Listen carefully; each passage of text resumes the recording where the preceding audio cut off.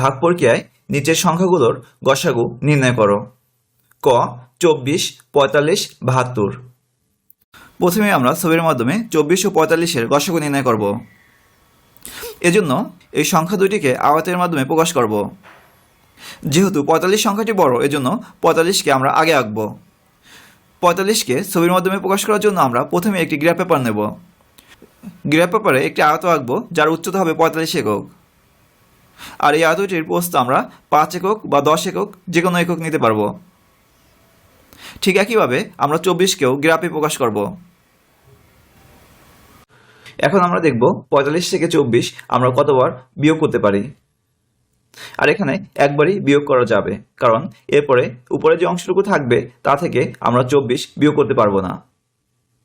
45 থেকে যদি আমরা 24 বিয়োগ করি তাহলে থাকে 21। আর এখানে এই 21 সংখ্যাটি খুবই গুরুত্বপূর্ণ, কারণ আমরা এই 24 থেকে 21 সংখ্যাটি পরবর্তী ধাপে বিয়োগ করব।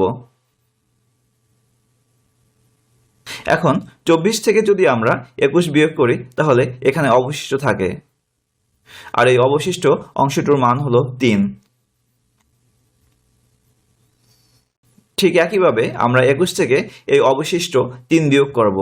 আর 21 থেকে অবশিষ্ট 3 বিয়োগ করা যাবে একবার, দুইবার, তিনবার, চারবার, 5 বার, 6 বার, 7 বার। আর এখানে বিয়োগ করার পরে আর কোনো অংশ অবশিষ্ট নেই। যেহেতু 3 দ্বারা 21কে ভাগ করলে কোনো অবশিষ্ট থাকে না, তাই 45 ও 24-এর গসাগু হচ্ছে 3।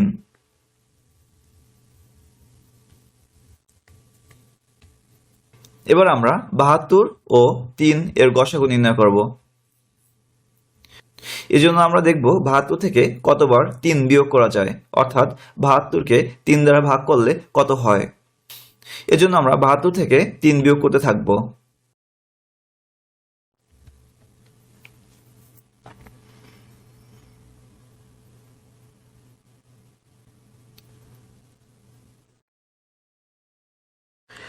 বাহাত্তরকে 3 দ্বারা ভাগ করলে কোনো অবশিষ্ট থাকে না। এজন্য 72 ও 3 এর গসাগু হলো 3। অতএব 24, 45 ও 72 এর গসাগু 3। এবার আমরা ভাগ প্রক্রিয়ায় 24, 45 ও 72 এর গসাগু নির্ণয় করব। প্রথমে আমরা 45 ও 24 এর গসাগু নির্ণয় করব। এজন্য আমরা এই 45কে 24 দ্বারা ভাগ করব। আর এই ভাগ এই একবারই করা যাবে, অর্থাৎ 45 থেকে 24 আমরা একবারই বিয়োগ করতে পারবো। তাহলে এই ভাগশেষ থাকবে হচ্ছে এই 21। এবার এই 21 দ্বারা এই 24কে ভাগ করব। আর 24 থেকে 21 একবারই বিয়োগ করা যাবে, অর্থাৎ আমরা 24 থেকে একবার 21 বিয়োগ করব, তাহলে পাবো এই 3। এবার এই 3 দ্বারা এই 21কে আমরা ভাগ করব, আর এই ভাগ 7 বার করা যাবে, অর্থাৎ আমরা 3 দ্বারা যদি 21কে ভাগ করি তাহলে তার নিঃশেষে বিভাজ্য হবে। এজন্য 24 ও 45-এর গসাগু 3।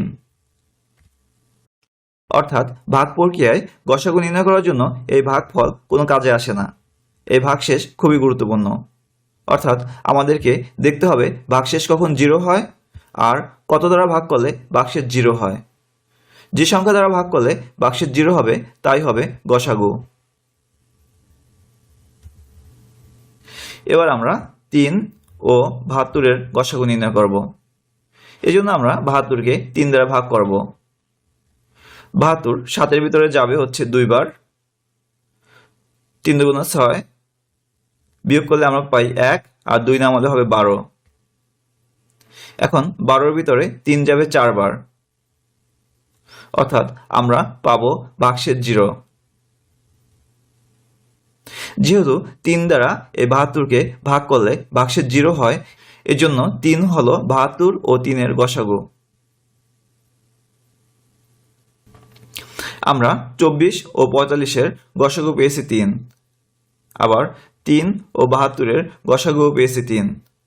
এর মানে 24, 45 ও 72-এর গসাগু 3।